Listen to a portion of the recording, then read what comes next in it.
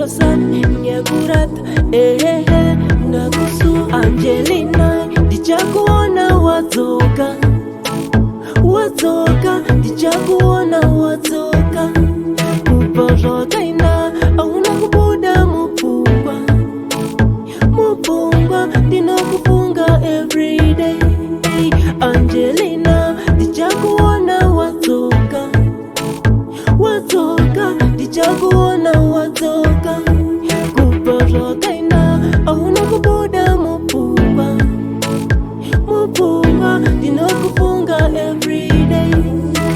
Ndambweta kumbweta move on Chipanda sanga na yuvon Kati mshana usachi Dichakupata kunga phone Anifunya munye Lapanje kwako Akuna mumwe Anirudoru nengi wako Angelina Dichakuona watoka